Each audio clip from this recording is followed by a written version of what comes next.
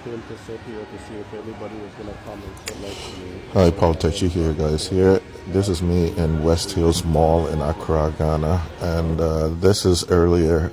I have been stalked by the security guards and the gang stalkers, so I decided to get an aerial view to show you guys. I just want you to pay attention to the pacing in front of my eyes.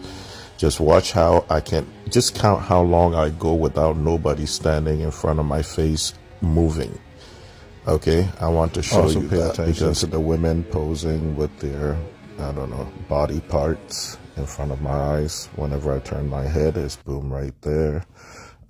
Just basically, I am under global surveillance worldwide. They won't tell me why, they won't tell me what I've done, but I'm just under it for the rest of, since I was a child, to my teenagehood, to my adulthood. I'm not allowed to know why. I'm not allowed to know what crime I've done, who I've hurt, but just to be punished for a crime nobody can tell me. Even though small time people do this now, to use me as a piñata with noise and movement and everything, I think it's an elite sport. I think the elites are doing, it's kind of like hunting season for them, to have fun and stress someone out and hunt them. That's what I think this is. It's kind of like a upscale, luxurious sort of way of abusing a citizen that they pick on, that they don't like, that has qualities that they don't, and it's hunting season. You're being used as a piñata. So it's an elite sport. I'm gonna call it the elites piñata festival. The Elites Piñata Festival of teasing and abusing and torturing a person, just like you see in the Hunger Games and all those movies out there. It's like an elite sport. Because I see them join in sometimes when they see it happening. They don't do the hard work. I see a lot of, upscale ones come in and just do a little bit of ticking here and there. It's kind of like they want to do this on their time off, to lock a person into a submission and just tease them. As you know, back in the days, a couple hundred years ago, they used to kidnap in Europe a lot of little kids. It was an era that this was going on a lot in Europe, and most of them were labeled as saints after they died, those little kids. They kidnap them from their homes, and they tie them up on a table and sit around them all night, going in circles like a ritual and pinning needles into them and bleeding them to death. So they had to find a new way because they almost got caught. They got caught a lot of times, and a lot of them were kicked out of Europe from one country to another, these Satanists. And what happened after that is they realized, you know what, we can't do this physically to let out our sickness into the society. So let's do it covertly. Let's do it psychologically and emotionally. It's better. Make the people suffer instead of doing it physically. That kind of ritualistic, it's a sport. So this is what this is. It's hunting season.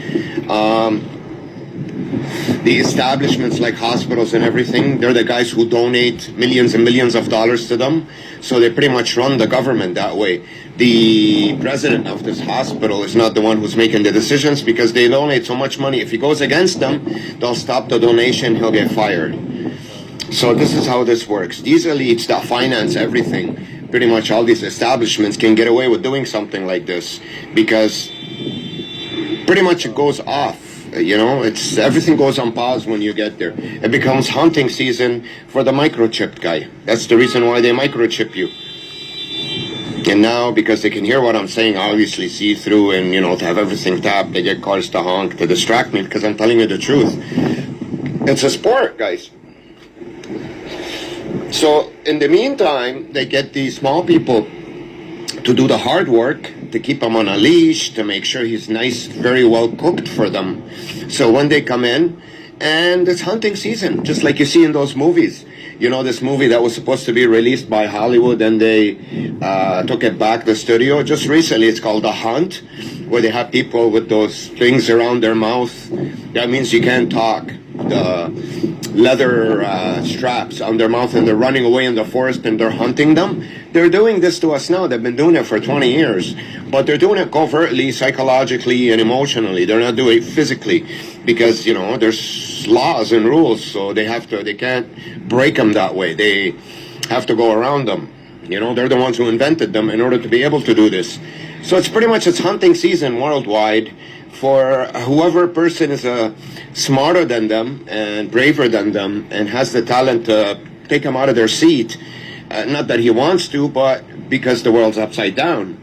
If a person is born with the right genealogy, who's got everything better than them, that can, you know, automatically regulate it with his wit and decency, they will strap him into this game by microchipping him without his consent behind his back, and it's hunting season. You'll be surrounded with this machine around you to really work you in and tire you, noise and movement and everything, and you'll become pretty much the hunted. And they will join in once in a while. It's a sport. And it's to keep you on a leash, and it's a way to improve the economy of certain countries by employing all these people that are incompetent. They are the real deplorables. They're the outcasts in societies back in the days where nobody wanted to be around them. They're lazy, they don't like to work, they steal, they do drugs. So these are the people that they're empowering to pretty much keep this farm going constantly by pacing, showing up, and talking loud. It's basic things that a dumbass can do. So they do those things, they get paid for it, they get backed up by the elites, and they survive and breed and bring more of them. They could use so many of them, it's easy. You know, tons and tons. Because each one of them has to do such a small job. It's a little tick, tick, tick, and they're gone, and then somebody else replaces them. So any moron can do this. Pretty much they maintain the farm for them. And that's about it, guys. This is what this is. I was unfortunately strapped into it, not because I'm stupid, but because I was raised in a family from youth as an orphan, not to notice the difference when it was done to me. I was prepped slowly into noise and not being treated well emotionally and psychologically when I was a kid. So when I get introduced to this through the microchip, I wouldn't be able to tell the difference right away and take off. That's about it. It's a very simple thing. They've been planning on this for a long time. That's why countries where they say services, now they're not manufacturing anymore, they have to do this in order to employ the people. A lot of people around that don't do anything. They're all on welfare. So they put them to work this way, they improve the economy this way, and you end up being used as a piñata. They're not hitting you with a bat, but they're hitting you with pacing, noise, and constant movement and psychological warfare. Your brain, your soul becomes the piñata. And it's a big festival. It's a piñata festival. That's what it is. It's a ritual. That's why you see them going around you in cars and walking. It's like a ritual. They're going around. Every one of them is throwing a needle. Coughing, talking, pacing. Those are needles. And that's it. It's a piñata festival. And they do it in certain establishments for you not to be able to tell the difference. When you're young and gullible, if you're raised with this, you won't calculate and question your environment. Why would you if it's all you know? And if you've never been treated better, why would you question it? Until you wake up and start to ask questions, then you realize you live in hell. That's why you've been feeling like shit all your life and you were unhappy and dysfunctional. That's about it, guys. Every video that I make for you, I get closer and closer to the, and now I've been coming here every day. I have an appointment, I think, next week. They're going to call me to do a test with an ophthalmologist. We both know what kind of ophthalmologist they're going to put in there. But I have my tactics to benefit out of that. I wasn't imprisoned in this Freemasonic prison in plain sight. That they made the movie The Truman Show off it, and a whole bunch of other movies. A creature, you can see how dead it is. Just a bunch of these placed people running around with the dogs. That's about it. Completely evacuated neighborhood. There's no one here, guys. Nobody. Look, not a soul.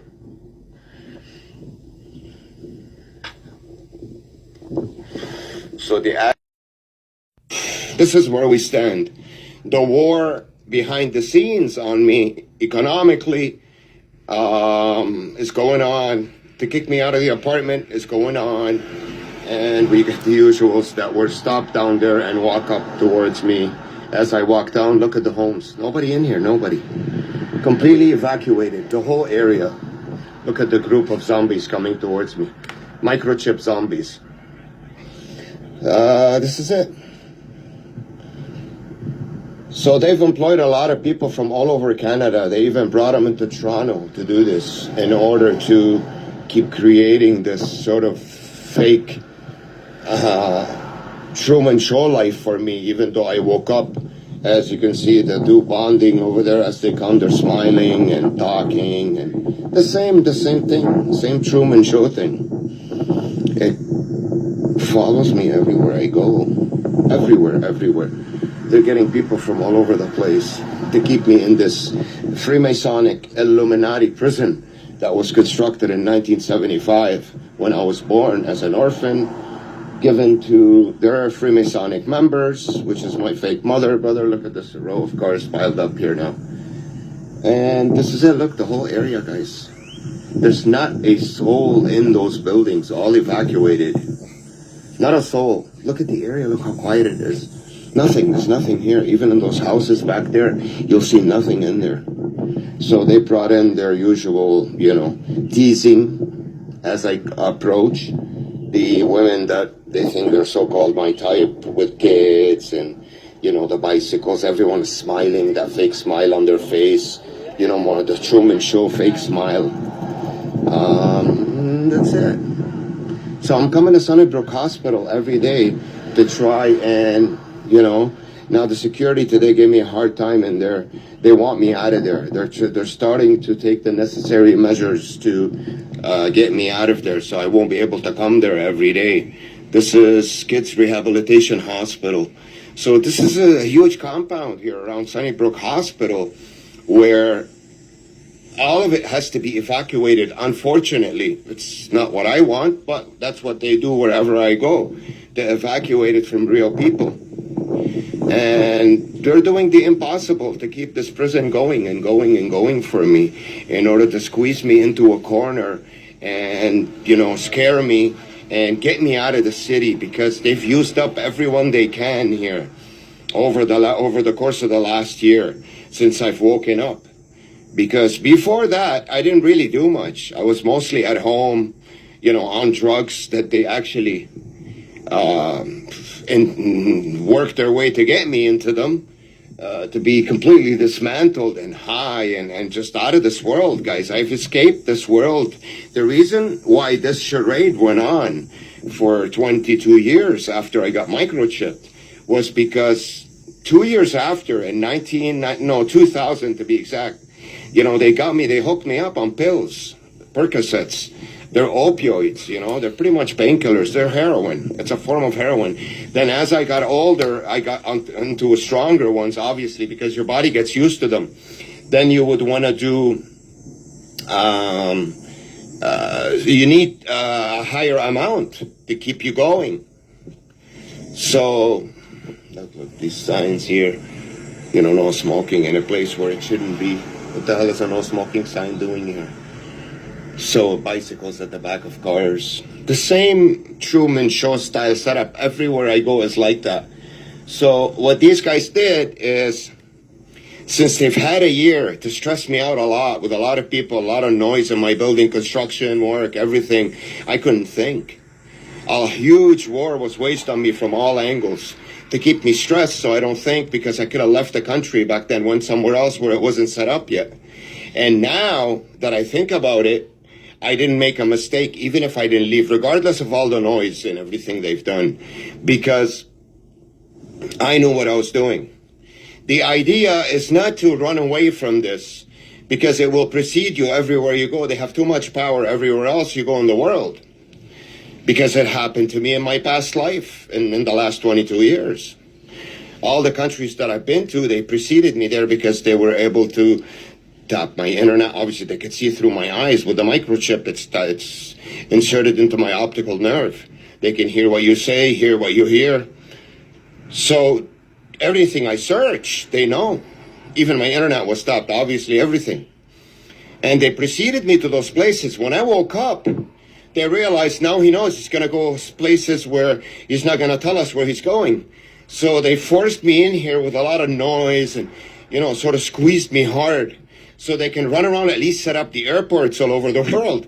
Because I'd get to an airport, I see something completely different than what I'm used to, which is this fake world that was created for me. And stalking and harassment on the street and provocations in establishments to keep me tense, to keep me occupied with something else. But I don't regret doing that, to be honest with you. I know what I'm doing. Because in the end, you got to remember, no matter how much they're controlling your environment, you have control. The microchip is in your eyes, not theirs. You know what I mean? You got to remember that. It's not going to take forever for you to find the doctor to take it out for you. So no matter what they do, you got to remember that as we move forward, mathematically, the odds move to your favor as you move forward and forward and forward, not to theirs. Because since my awakening, see, they're watering the plants over there, pure Truman Show style. So, as I move forward, the odds work in my favor. More people will know about it.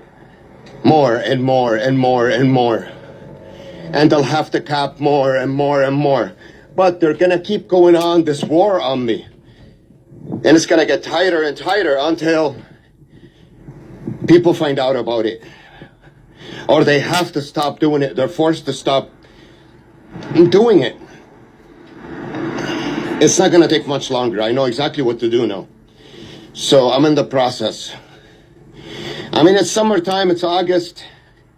They can close up the hospital for a month. They've obviously expected me to come to the hospital because that's the time I really realized that. And I was 100%, see, there you go, Truman Show style. That's everywhere. They don't even live here. So they've expected me to come here. The idea is persistence and consistency in what you do. You come to a certain area, you come there every day, every day, every day, for even if it's going to take 2 years. This is how you beat this. Because even if you don't come through, but then the truth will come out. They can't keep it hidden. They can't for that long. There's only so many excuses you can come up with to tell certain doctors, certain employees why you can't come to this place anymore. You can give them vacations, you can do whatever you want. In the end, the more you move forward, as long as you don't let their so-called distractions and psychological warfare get to you and drain you, so you end up giving up on the place, because they're going to do the impossible to make you believe that psychologically, that you're not doing the right thing, but you're surrounded with it. So that's all I wanted to tell you anyways. I'm not going to talk too much now, exert too much energy. I'm going to save it. So anyways, it's been a pretty good day. I'm going to go back to the Emerge, see if I can resolve my problem, which is getting a referral to a real doctor. So they referred me from the Emerge to the so-called eye clinic up there in ophthalmology in Sunnybrook Hospital. And the lady in the ophthalmology clinic, guys, there are no doctors there that go in and out. The security came threatened me today that I'm filming. I wasn't filming anything today inside the hospital, because if I filmed that area, you'd realize there are no doctors coming in and out to see the patients. They can masquerade and put nurses there. They can masquerade and put patients, but they can't do it with doctors. You know? And if they do, I know their pictures, what they look like on the internet, the ophthalmologists that work at Sunnybrook Hospital. So they can't masquerade that. And if you're seen by one of them and he lies about who he is, that's illegal. That's how you can nail them then. Because this is an establishment. And this is what I get everywhere I go. It's not working anymore. It's funny. Because once you realize the actions of these people towards you, even the women, how could you even want to come close to women that do such a thing? It's actually sickening in the stomach. I'm at this phase right now, you know? So, this is it. This is the idea. It's to understand what's being done to you and comprehend the risks that they're taking on the outside, that they're hiding from you behind the curtains and not showing them to you. And really knowing what you're doing and sticking to it no matter what. So, you have to select a certain area that you believe in, that you think this area could not be hidden forever. And you will stay there, and you will stay there, and you will stay there, and go there every day because you have reasons to, too. You're not just showing up there. It's a hospital. I have a problem. I want to resolve it. And they're giving me the runaround from the emergency to the eye clinic upstairs. First, they send the wrong referral letter. Then they do this. Then they do that. So they're forcing me back in there every day. They don't even want to refer me to a real ophthalmologist. They tell me 5 months now. Because they know once I see a real ophthalmologist and he does an exam on my eyes, you will see microchips in there and it's over. That's the truth. And there is nothing they could do about that. Nothing. Nothing, nothing, nothing. They could prevent those people from coming in here as long as they want. In the end, they will have to come in. You cannot close this area forever. So, I'm at this point right now where I'm doing, in terms of the irritations inside the prison that I'm in are not working at all. It's zero. I've accomplished that. Why? Because I have a goal now.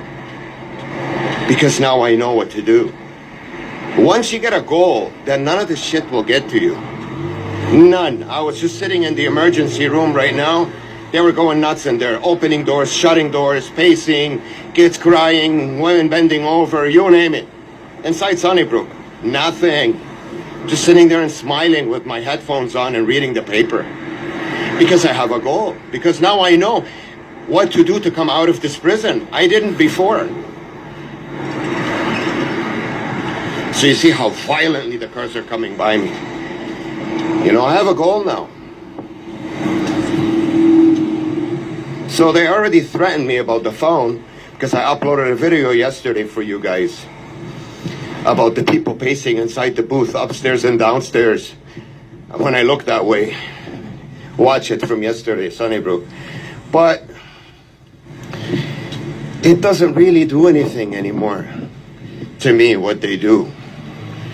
I know, because you have to have a goal that will open up your mind to the truth. That, you know, once you reach that goal, it's over. Then none of this will get to you anymore.